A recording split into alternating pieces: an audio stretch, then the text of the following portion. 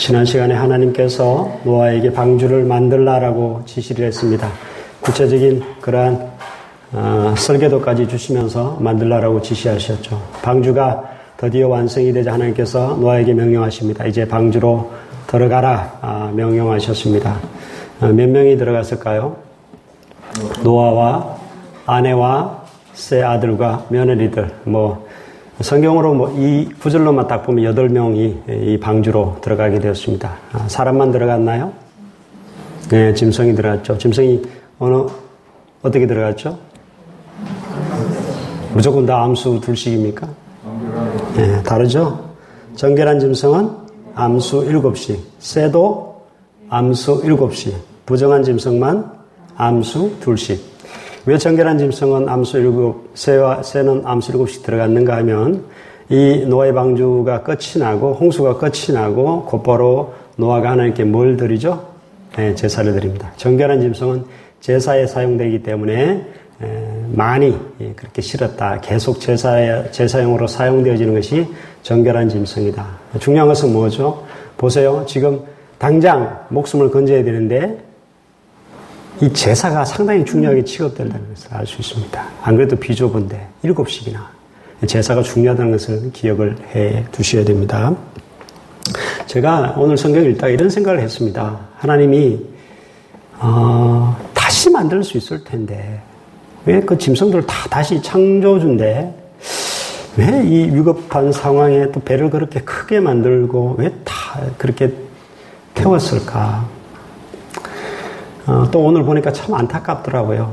사람도, 곤충도, 짐승도, 새도 호흡 있는 것은 다 몰살당합니다.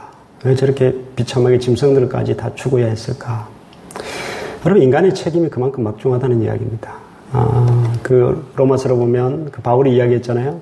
피조물도 구원받기를 탄식한다. 탄식하며 그렇게 피조물도 완전히 새로워질 것을 고대하고 간절히 바라고 있다.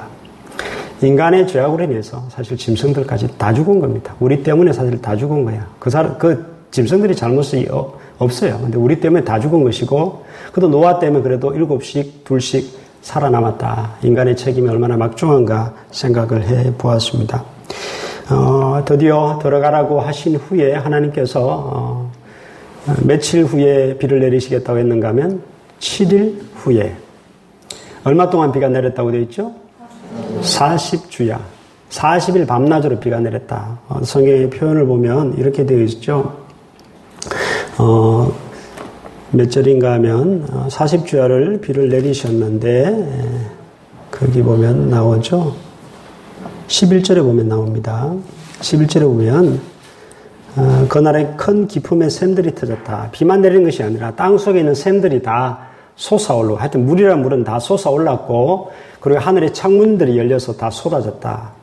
하늘의 창문이 열렸다는 것은 비유적으로 그렇게 표현한 것일 수도 있습니다만, 제가 원래 태초의 지구의 모습은 물띠가 형성되시다 그랬죠. 그 물띠가 터뜨려졌다. 그렇게도 볼 수가 있겠습니다.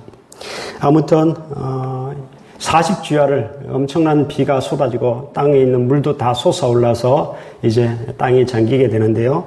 아주 정확하게 날짜까지 묘사가 되어 있습니다. 방금 읽었던 11절에 보면 노아 몇 세죠? 노아가 몇 세 되던 해? 600세 되던 해 홍수가 이제 시작이 됩니다. 둘째 달, 달까지 나왔죠. 11의 날이라고 정확히 나와 있습니다. 여러분, 결국 이제 홍수가 시작되어서 물이 점점 불어났겠죠. 노아도 분명히 이 배를 산에 만들었을 겁니다. 왜냐하면 그 고페르 나무가 있는 그 산에서 바로 제작하기 쉬우니까 산에 만들었을 텐데 물이 점점 올라서 산에도 물이 차고 이제 방주가 떠다니게 됩니다.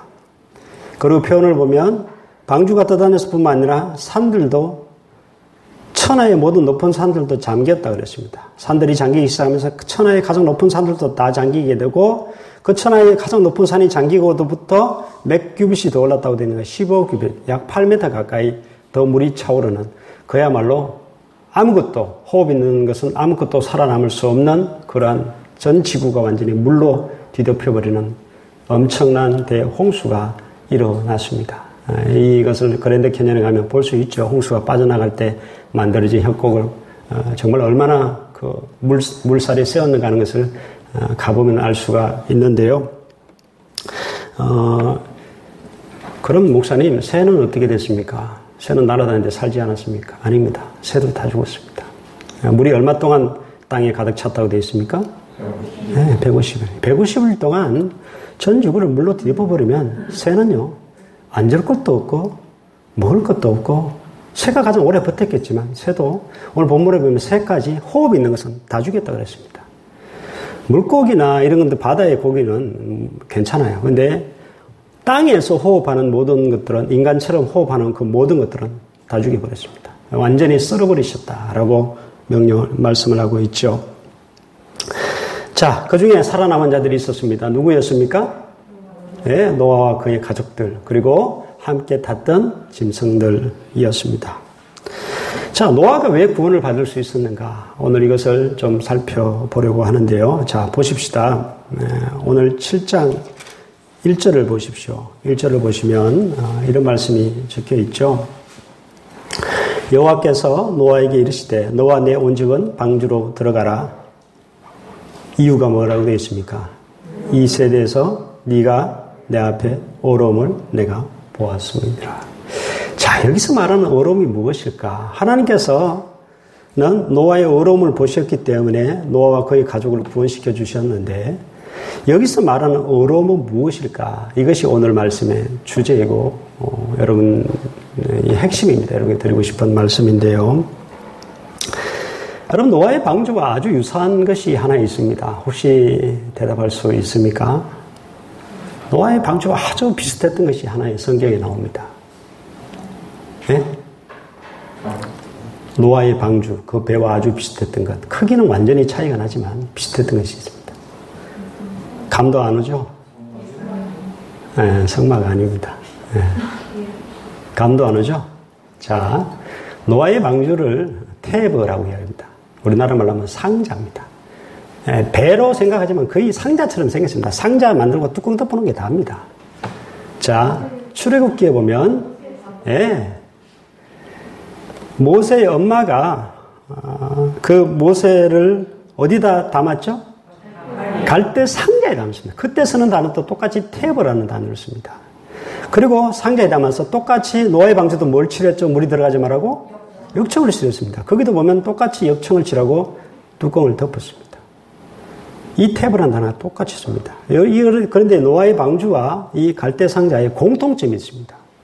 세 가지 공통점이 있어요. 아, 이걸 알면 일찍 퇴근할 텐데 알 길은 없고 세 가지 공통점이 있어요. 첫 번째, 노아의 방주를 일단 생각해 봅시다. 여러분, 노아의 방주에 돛이 달려 있어요, 없어요? 그 흔한 돛 하나 없습니다. 엔진 동력이 있습니까? 석유로 갑니까? 석탄으로 갑니까? 아무런 동력이 없습니다. 두 번째, 노아의 방주에 방향타가 있었을까요? 없었을까요? 방향타. 내가 이렇게 조절하는 방향타. 하나님 주신 설계도 보면 방향타가 없었어요. 갈대상자도 마찬가지입니다. 거기에는 아무런 동력이 없습니다. 물살이 떠내려가는 대로 떠내려가고 거기에도 아무런 방향타도 없고 동력도 없습니다. 노아의 방주에 세 번째 없는 것은 시간입니다. 이 배가 언제까지 떠다닐지 노아는 전혀 몰랐습니다. 지나고 보니까 150일 동안 물이 땅에 가득 찼다. 그 이후로도 조금 더 시간이 더 가요. 한참 가요. 뒤에 보면 더 가는데 지나고 나니까 시간이 계산된 것이지 노아가 언제까지 이 배를 타고 있어야 될지 전혀 몰랐습니다. 아기 모세도 마찬가지입니다. 어디로 흘러갈지 전혀 몰랐고 언제까지 떠내려갈지 전혀 몰랐습니다. 그래서 노아의 방주에 세 가지가 있어서 산무라고 이야기합니다. 힘이 없다, 동력이 없다는 것이고 방향이 없다는 것이고 시간이 없다고 해서 산무라고 표현을 하는데요. 여러분, 이게 무슨 이야기인가 하면 구원은요, 내 힘으로 얻을 수 없다는 이야기입니다. 구원은 결코 내 힘으로 얻을 수 있는 게 아니라는 이야기입니다. 에베소서 2장 8절 9절 말씀에 보면 이런 말씀이 있습니다. 너희는 그 은혜에 의하여 믿음으로 말미암아 구원을 받았으니 이것은 너희에서 난 것이 아니요 하나님의 선물이라. 행위에서 난 것이 아니니 이는 누구든지 자랑하지 못하게 함이라. 구원은 오직 하나님의 은혜로 주어진 것이고 그것을 믿음으로 받는 자에게 오는 것이다라는 사실을 우리에게 말씀해 주고 있습니다. 제가 앞에서 제사가 중요하다라고 기억하라고 말씀드렸죠. 여러분, 우리 어렵게 되는 것도 그 동물들의 그 짐승 제사를 통해서고 결국 예수 그리스도의 그 단 한 번의 속죄 제사, 그 피 제사로 어렵게 된다는 것을 알 수가 있습니다. 그리고 6장부터 7장이 계속 반복되는 단어가 노아가 다 준행하였더라. 하나님의 명령을 다 준행하였더라. 이 말인데요. 여러분 이것도 보면 사실 하나님 말씀 우리가 철저히 지켰다. 노아가 철저히 지켰다. 맞는 말입니다. 그러나 그 근본 앞서서는 구원이 어디 있는가 하면 하나님의 말씀에 있다는 이야기입니다. 하나님의 그 말씀에 구원이 있다는 이야기입니다. 말씀은 곧 예수 그리스도시고 그 말씀에 우리의 구원이 있다는 것을 사실은 대변하고 있는 것이죠. 여러분 구원은요 결코 나의 힘으로 얻을 수 없다는 것이 이 노아의 방주가 우리에게 던져주는 메시지입니다. 메시지. 구원도 그렇지만요 우리의 삶도 마찬가지입니다. 하나님의 자녀는 내 힘으로 살아갈 수 없습니다. 내 힘으로 살아가서도 안 됩니다. 여러분 우리는요 방향도 하나님께 맡겨야 되고 그리고 내 힘이 아니라 하나님 주신 힘으로 살아야 되고 시간도 마찬가지입니다. 내가 계산할 수 있는 거 아닙니다. 하나님의 시간을 하나님께서 내 때를 정하시고 하나님께서 정하신 그 시간에 따라서 내가 나아갈 뿐이다 하는 사실을 우리가 알아야 된다는 것이죠. 여러분 혹시 살다 보면 정말 힘들 때가 있죠. 정말 삶이 힘들 때가 있습니다. 너무 삶이 힘들 때는 이것을 기억하면 참 편해요. 이 산물을 기억하면 노아의 방주를 기억하면 맡겨버리면 돼요. 시간도 하나님이 알아서 하시도록. 언제까지 되든 난 모르겠다. 하나님이 알아서 하시라고. 방향도 내가 어디로 가야 될지 모르겠다. 그럼 하나님한테 맡겨버리면 됩니다. 그리고 힘을 쫙 빼야 돼요. 아무런 동력을 가지지 말아야 됩니다. 정말 인생이 힘들 때는 모든 힘을 다 빼야 됩니다. 내려놓고 하나님이 알아서 날 죽이든지 살리든지 알아서 하시라고. 아예 그렇게 할 때 내가 어느덧 하나님의 인도하심을 따라 하나님의 시간에 또 하나님 주신 힘으로 어디까지 도달해 있는가 하면 구원의 언덕에 딱 도달해 있다는 이야기입니다. 그리고 완성된 삶의 자리에 내가 도달하게 되어 있다라는 이야기입니다.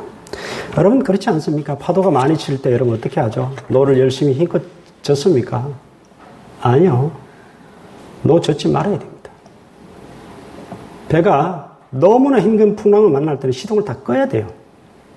그래야 안전할 수 있고 그래야 내가 거기서 살아남을 수 있다는 것을 우리가 기억해야 되는 것입니다. 여러분 홍해 앞에 도달한 그 이스라엘 백성들에게 모세가 뭐라고 이야기합니까? 하나님의 명령을 받아 잠잠하라 그랬습니다. 잠잠하라.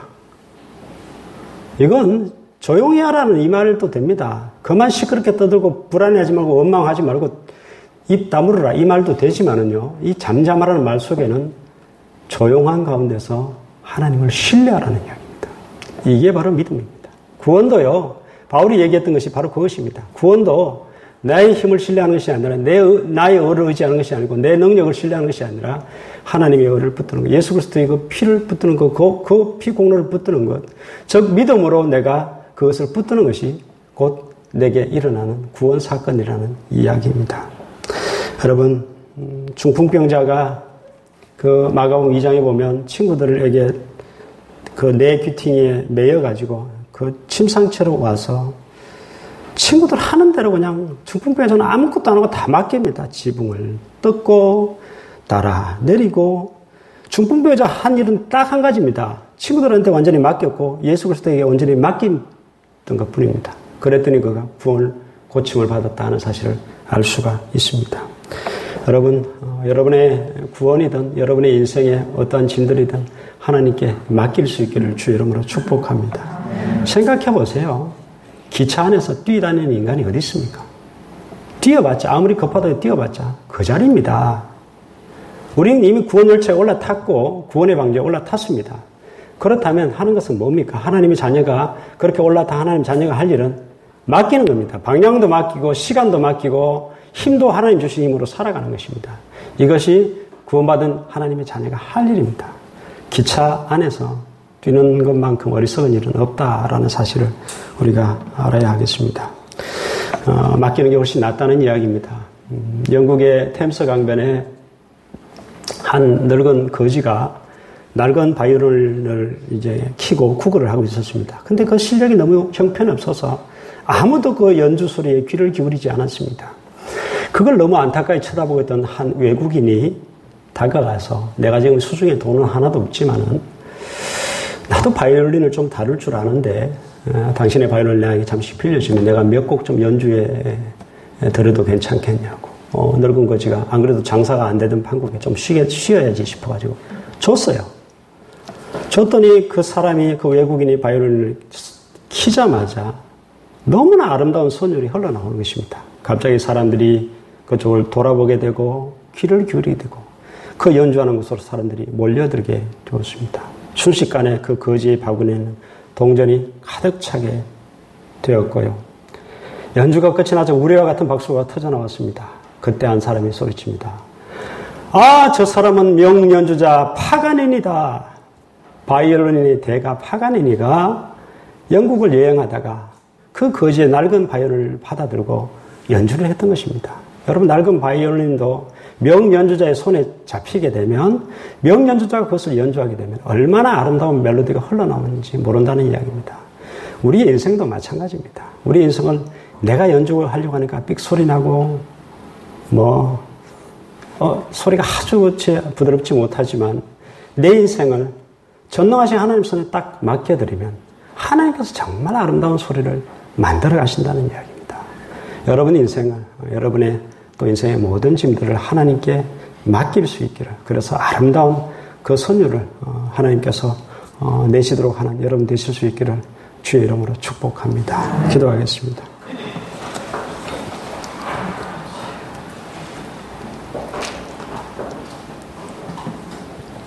하나님 아버지,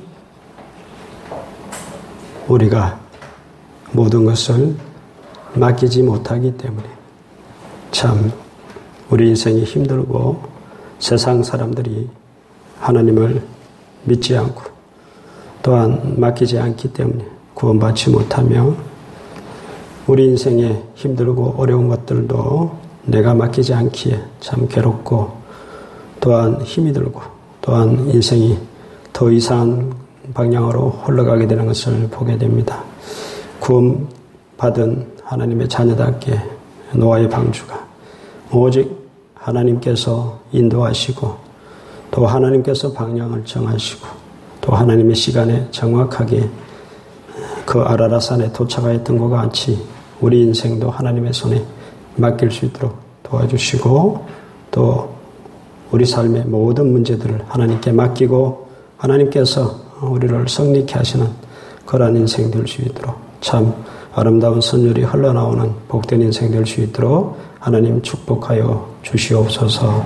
하나님, 우리 성도들 가운데 환우들 기억하여 주셔서 강건함을 있게 하여 주시기를 원합니다. 특별히 경제적으로 힘든 우리 성도들 하나님께서 은총 주셔서 풍성케 하시고 또 하나님의 뜻대로 그렇게 그 주신 물질을 사용할 줄 아는 귀한 성도들 되게 하여 주시옵소서. 하나님, 코로나로 힘든 가운데 있습니다. 하나님께서 이 대한민국 땅을, 이 지구상을 불쌍히 여겨주시고 특별히 이 대한민국이 정치 지도자들이, 모든 백성들이 하나님을 섬기고 예배하는 그러한 참으로 겸손한 하나님의 백성들 되게 하셔서 마지막까지 복받는 이 나라의 백성들 될 수 있도록 하나님 축복하여 주시옵소서. 교회를 주께 맡깁니다. 주께서 인도하시고 주께서 이끌어 주시고 주께서 축복하여 주시고 특별히 우리 성도들 가정과 우리 자녀들, 우리 성도들 하는 모든 일들, 문제들 하나님께 맡기오니 하나님께서 친히 역사하시고 가장 선하고 아름다운 길로, 성리로 또 하나님 주시는 그 은혜로 응답으로 역사하여 주시옵소서.